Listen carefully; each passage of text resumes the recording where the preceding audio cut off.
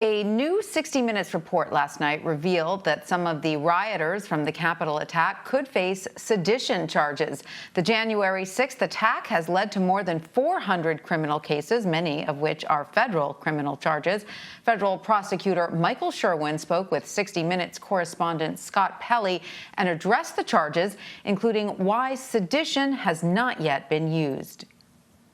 I'm not a lawyer, but the way I read the sedition statute, it says that sedition occurs when anyone opposes by force the authority of the United States or by force hinders or delays the execution of any law of the United States. Seems like a very low bar, and I wonder why you're not charging that now. Okay, so I don't think it's a low bar, Scott, but I will tell you this. I personally believe the evidence is trending towards that and probably meets those elements. Do you anticipate sedition charges against some of these suspects? I believe the facts do support those charges, and I think that as we go forward, more facts will support that, Scott. Now I want to bring back CBS News Homeland Security and Justice reporter Nicole Sganga. Nicole, thank you for sticking with us. So this is already the largest criminal investigation in U.S. history. What would sedition charges mean for these cases going forward? Yeah, this is massive, and you heard Sherwin later on in that interview with Scott Pelley on 60 Minutes say the government has charged more than 400 people, among them more than 100 accused of assaulting officers, including Brian Sicknick, the Capitol Police officer who died while after fighting off rioters. But, you know, the department has very, very rarely brought these charges of sedition. And for our viewers, you know, sedition is the crime of conspiring to overthrow the government. The statute on seditious conspiracy also says that people, you know, who conspire to, quote unquote, oppose by force the authority of the government or use force to prevent, hinder, or delay the execution of any law of the United States can be charged with sedition. You'll recall on January 6th, Congress was working to certify the election result when rioters attacked the United States Capitol. And you heard in that interview with 60 Minutes, Sherwin saying that prosecutors have evidence that most likely would prove such a charge. You know, he says he believes they've seen facts that could point to sedition and that more facts are coming.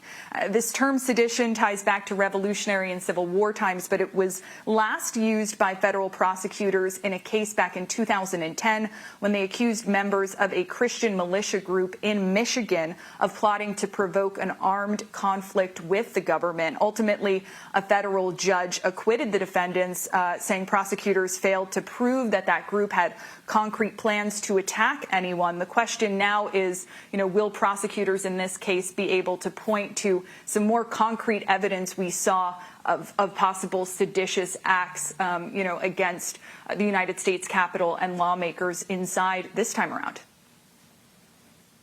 And Nicole, Sherwin also said investigators are looking at President Trump's influence on the Capitol attackers. It would obviously be a high bar to show he was legally responsible in some way. Can prosecutors meet that threshold?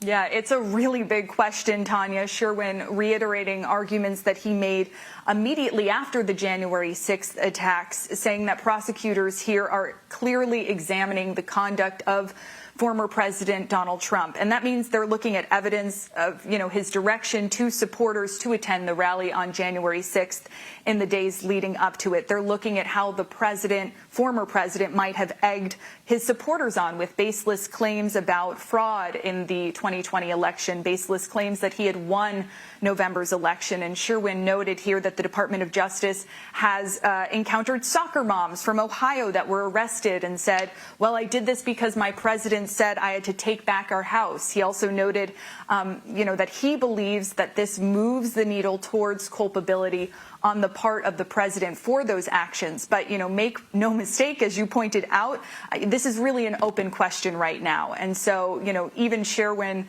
on 60 Minutes asking aloud, you know, it's unequivocal equivocal that Trump was the magnet that brought people to D.C. on the 6th. Now the question is he criminally culpable for everything that happened during the siege, during the breach? Sherwin saying that they have prosecutors, folks at the Department of Justice who are right now looking at everything. So they've not, ruled it out, but certainly that is a very large climb in order to make that connection back to former President Donald Trump. Absolutely. All right. Well, Nicole Sganga, thank you so much. Thank you.